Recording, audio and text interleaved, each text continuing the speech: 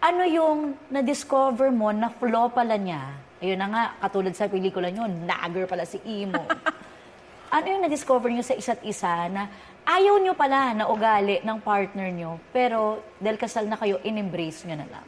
Siguro, kailangan mong embrace yung, syempre yung babae, nag-iiba-iba yung moods niyan di ba? Depende sa araw, depende sa buwan ng araw, di ba? Gets ko yan. Sa tingin ko, yun yung pinakakailangan mong ma-embrace. Yung alamin kung ano yung nangyayari sa katawan niya, bakit nangyayari itong mga mood swings, paminsan-minsan, di ba? Siyempre, kapag ka dinadatnan ka ng kabuanan mo, marami nagbabago. Hormones yun. Hindi naiintindihan yun ng mga ibang lalaki. Kaya yun yung pinagmumula ng mga away. Kapag ka hindi mo alam kung anong nangyayari, hindi mo siya naiintindihan, hindi mo kaya mag-adjust kapag hindi mo naiintindihan yung nangyayari sa katawan. Pero kapag nalaman mo na yung cycle na yun at nakabisado mo na yung mga araw na kailangan mo siyang suyuin, kailangan mo siyang mas extra love at care pagsilbihan, mas magiging maganda na yung flow ng pagsasama. Nag-adjust ka na. Nag-adjust. Alam mo Kailangan na. talaga yun. Ikaw naman, Jen. Anong na-discover mo kay Dennis? Nung naging mag-asawa na kami. Ay, ganito pala to. Ang hirap nung yung, di ba minsan nagsasalita tayo, tapos hindi nakikinig. Yung Madalas yan. gaganon. Oo. Tapos mamaya Madalas yan, lalo na pag busy sa mga nag-games, nanunood, yung gano'n. So, uuuhan ka, yung akala mo intinding-intindi, pero hindi niya naiintindihan. Tapos mamaya itatanong niya, di ba sinabi ko na sa'yo, hindi ka na naman nakikinig? Tapos ikaw ngayon yung mali. Ba't ka nagagalit agad? Nagagalit. Yung gano'n. Ganun ka rin ba sa asawa mo? Tinan mo siya. Hindi, oo. Parang halos lahat naman ng Hindi, asawa. syempre minsan lahat- Parang halos lahat ng asawa, gano'n. Oo. At saka minsan, hindi mo ma-absorb lahat ng impormasyon. Meron ka mamimiss out na iilan. Kasi tayo mga babae, minsan talent natin yung multitasking, Mag-multitask. di ba? Yes. So pagka, hindi nila... Ina-expect natin ganun na din ganun yung din mga sila. partners. Oo. Yung pag sinabi mong blue, may blue. Pero sa atin, may sky blue yan, may light blue yan, may, di ba, powder blue. Pero pag sa kanila, blue lang yan. Ganun Ganun. lang yan. Oo. So, paano nyo na-overcome yun? Ikaw, Jen, paano mo kinonfront si Dennis na ikaw di ka nakikinig? Pag ganyan, Tama na yung paglalaro mo ng... hindi ko naman siya pinipigilan maglaro. Pero ano yun no? Kailangan mo na lang talaga, you have to live with it. Kumbaga. Ganun, nasanay na lang ako na kailangan kong ulit-ulitin. Yung parang bata, yung kailangan mong ulit-ulitin. Yung... Oo. Trait yata siguro ng mga lalaki yan. Ang No? Pag busy sa... Ganun din yung si husband mo, Oo, ganyan ganun din. din. Di ba? Lalo na pag naglalaro ng ano nga yung mga baril-baril na ganyan. Baril-baril, Ano? potregan. Valorant? Valorant, yung mga ganyan. Online games. Valorant, Oo. online games. Nag-online games ka ba, Dennis? Hindi masyado.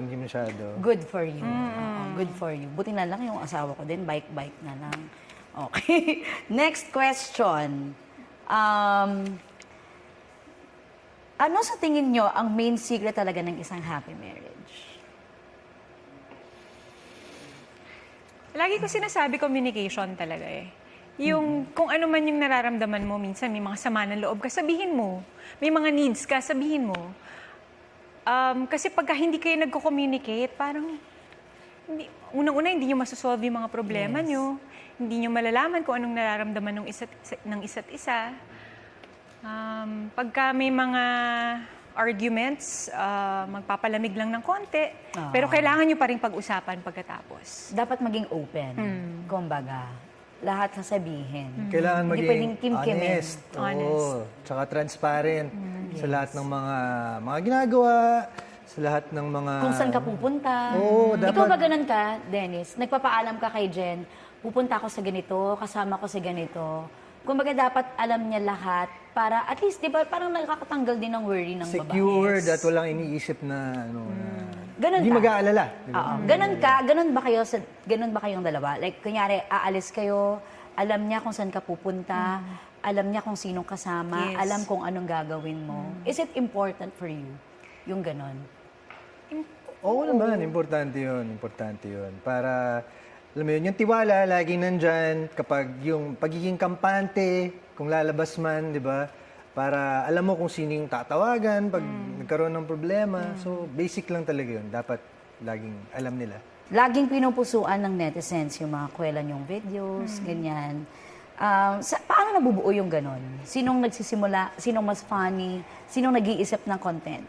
Sinong mas, Nauna kasi ako mag-TikTok sa kanya. Siya kasi talagang ayaw niya rin yun noon. Pero nung nakita niya ako na maraming mga natutuwa, maraming mga natatawa, nagagamit din sa trabaho dahil syempre kailangan natin to sa trabaho para promote yung mga trabaho, promote yung mga sarili. Nung na-realize niya na maganda naman yung nagiging epekto sa trabaho at sa career, parang, ayun, na-influensya ko rin siya. Ginawa niya na din. Oo, hindi. Tsaka mas nakakatuwa pag kayo eh. No? Nakakatuwa. Nung una parang extra ka lang eh. Di ba, Jen? So, parang nung... Pinapa-cameo niya ako, pwede bang ganito lang naman gagawin mo eh. So, na naman yan. So, si Gaganon ako. Dennis ang nag-iisip talaga. Noon, pero ngayon, nagsisend na siya sa akin. Collab na. Halos everyday ng mga nakakatawang mga videos na pwede naming pagmula ng inspiration at gumawa. Anong hobbies nyo ngayon? Yun pa rin, riding together. Pag may time o gusto naming nagmomotor ng magkasama, kami lang dalawa, kumain, manood ng movies, ganyan. Nag-ride pa kayo?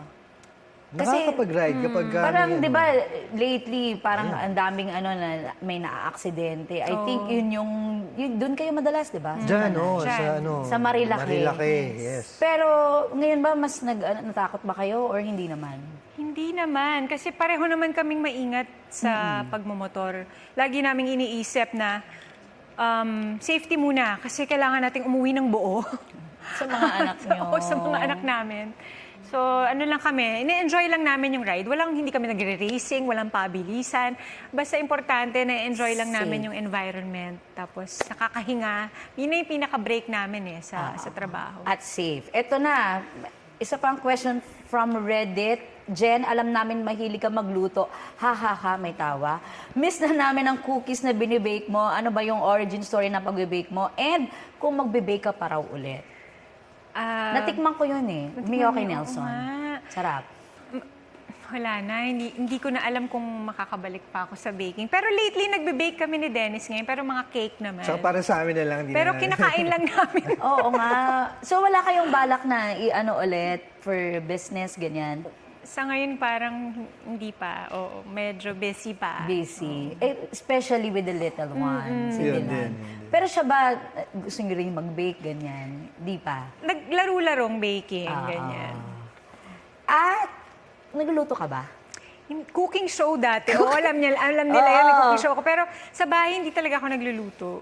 Hindi mo pa nagluluto si Dennis? O baliktad, si Dennis ang nagluluto? Dati, mas nagluluto ako dati. Pero ngayon talagang, hindi na ako makahawak ng pan at lid. Wala na talaga. Ako hindi time. nagluluto. Tumutulong lang ako sa kanya pag may ginagawa siya, baking or yung luto paminsan-minsan, pero bihira.